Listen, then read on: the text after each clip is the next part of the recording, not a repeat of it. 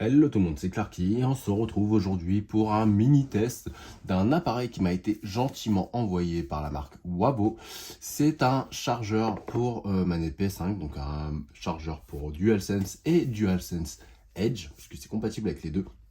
C'est un modèle qui est très similaire à ce qu'on va retrouver avec le chargeur officiel de chez Sony. Et pour faire un déballage très rapide que j'ai déjà fait, à l'intérieur de la boîte, on va retrouver tout simplement un câble USB, type USB type A vers USB type C. On va retrouver également une notice, voilà, une simple notice lambda, mais qui a quand même le mérite d'être proposée également en français, ce qui n'est pas toujours le cas avec les produits d'origine chinoise, puisque Wavo est une marque d'origine chinoise. Et bien sûr, on va retrouver le chargeur, qui est un socle, un support de charge sur lequel on va pouvoir poser nos manettes. Donc on peut poser deux manettes dessus, c'est vraiment similaire à ce qu'on va avoir avec le chargeur de chez Sony. On va avoir deux voyants à l'avant qui vont permettre de pouvoir voir le statut de charge. Est-ce que je vais dégager ça? Ça me libérer un peu plus de place. Voilà. Donc deux voyants à l'avant qui permettent de voir le statut de charge, qui va me permettre de pouvoir savoir si justement bleu, la manette est complètement chargée, ou rouge, la manette est en cours de charge. Sur le côté, on va retrouver des LED qu'on va pouvoir voir juste après parce que je vais le brancher. Et à l'arrière, bien sûr, une prise USB type C, ce qui va me permettre de pouvoir le brancher sur n'importe quel type d'appareil. Donc on n'a pas de bloc d'alimentation USB de fourni à l'intérieur de la boîte, mais ce fameux câble USB-C est compatible du coup avec n'importe quel bloc d'alimentation USB, donc le bloc de votre téléphone, d'un appareil quelconque. Je pense qu'on a encore une fois tous un qui traîne dans la maison. Et puis surtout, ça permet de pouvoir le brancher directement à l'arrière de sa PS5. Donc c'est un câble d'environ 80 cm, donc on a de la marge. Mais si on le branche directement à l'arrière de sa PS5 et qu'on le pose à côté de sa console, ça permet du coup tout simplement de pouvoir avoir son support de charge directement à côté de sa console. Et donc du coup de pouvoir poser ses manettes juste à côté. Donc je vais le brancher. Donc j'ai un câble moi qui est déjà branché. Tac. Donc comme on peut le voir, il va s'allumer à l'avant. On va voir les LED pour les statuts de manette qui est directement allumé. Sur le côté, différents LED. Et en fait, je ne sais pas si on les voit bien. Si on les voit bien, je vais baisser un peu le store. Dis Siri, ferme le Velux. Voilà, donc le store se ferme. J'espère que la vidéo ne sera pas trop sombre.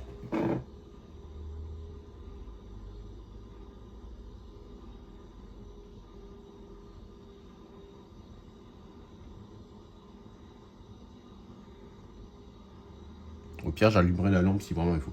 Ouais, bon, Siri ferme le Velux, mais il n'est pas ultra rapide par rapport à... Bah, c'est le Velux qui est pas rapide, hein, c'est pas Siri qui est pas rapide.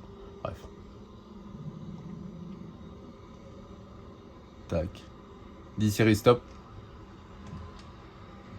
Il n'y a rien à arrêter. Ok, bon, elle n'a pas voulu arrêter par contre. Bon, je rallumerai un petit peu après, mais ça permet quand même de pouvoir voir un peu les LED, c'est un peu plus sympa. Sur le dessus, je leur montrerai quand j'aurai allumé, réouvert le store. On va voir un bouton qui est tactile, qui permet en fait de pouvoir contrôler le type de LED. Donc on a 10 modes au total, 6 monocolores, donc rouge, vert, bleu, violet, cyan et jaune. Et on va avoir 4 modes qui seront multicolores. Donc qui sont un peu type lumière pulsée, lumière changeante. Et on va en avoir 4 de ce type-là, donc soit en multicolore RGB, soit vraiment un peu plus lumière qui vont changer entre les monochromes. Voilà. Et on a bien sûr la possibilité de couper complètement la lumière si on le veut. On reste appuyé un peu plus longtemps sur le bouton tactile qui est au-dessus et ça va tout simplement venir s'éteindre. Donc on n'est absolument pas obligé d'avoir les LED d'allumer sur le côté. Par contre, les voyants sur l'avant, eux, resteront allumés. On aime ou on n'aime pas, mais voilà, au moins derrière, ça permet de tout de suite voir le statut de sa manette, ce qui est un peu le but ici. Encore une fois, si c'est bleu, c'est qu'il ne charge plus, c'est pour ça que là c'est bleu. Si c'est rouge, c'est qu'il est en statut de charge. Je vais réouvrir le store, comme ça on va de nouveau pouvoir voir. Dis Siri, ouvre le Velux. Voilà, donc il va réouvrir et je vais en profiter, je vais récupérer le chargeur d'origine. Enfin, le chargeur officiel PlayStation.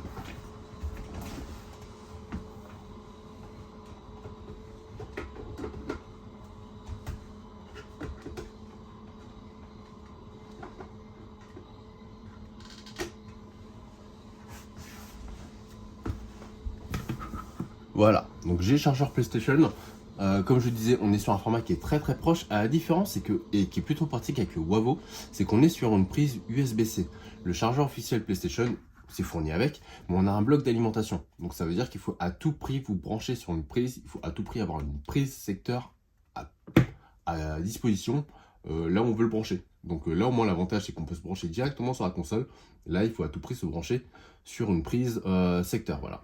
Mis à part ça, on est sur un encombrement qui est très proche, un peu plus compact sur le PlayStation, mais bon, à la limite c'est pas trop grave, mais ça fera exactement la même chose et surtout on est beaucoup moins cher puisque je ne l'ai pas dit, on est à une vingtaine d'euros, un peu moins, on est à 19 euros sur ce chargeur là, quand sur le chargeur d'origine PlayStation, on est, enfin de officiel PlayStation, on est à une trentaine d'euros, environ 29 et des brouettes, voilà. Donc ça reste quand même un bon prix pour quelque chose qui fera exactement la même chose que le PlayStation et qui a en plus le côté esthétique d'avoir des RGB pour ceux qui veulent des RGB sur son chargeur ou qui veulent juste rajouter de la lumière dans leur intérieur. Le bouton, tac, on va le revoir, je vais rapprocher un petit peu, il est juste ici. Donc c'est le bouton qui est juste ici qui permet de pouvoir changer les lumières ou tout simplement de pouvoir les couper. Et pour ce qui est de la charge, c'est très simple, on ne va pas utiliser la prise USB-C de la manette comme beaucoup de chargeurs, mais tout simplement les picots qui est en dessous. Donc il y a un petit trou, c'est un petit guide, hein, donc ça vient utiliser la prise audio comme guide, mais ça va venir se caler sur les petits connecteurs qu'il y a juste ici, sur les petits picots qu'on va retrouver ici, de manière à venir se charger. Tac. Hop là, que je cache pas toute mon installation. Tac. Donc ça vient juste se poser comme ça, de manière à venir se charger. Donc là, je suis plus branché. Tac, voilà. Et voilà. Donc c'est tout simplement, c'est aussi bête que ça. Mes manettes, moi, sont déjà chargées. Elles sont en permanence posées sur un support. Donc forcément, là, ça ne vient pas charger. Mais le fait de venir le poser va venir recharger la manette. Et donc, du coup, si vous le laissez en permanence dessus, à chaque fois que vous récupérez votre manette, elle sera chargée. À chaque fois que vous avez fini de jouer, vous le reposez dessus, ce qui reviendra recharger la manette. Et donc, du coup, vous aurez toujours une manette prête à utiliser et qui sera complètement chargée. Voilà, donc moi j'aime beaucoup le concept des supports de charge de manette. Tout le monde n'aime pas, tout le monde n'y voit pas d'intérêt. Encore une fois, c'est pas très cher, on est à une vingtaine d'euros.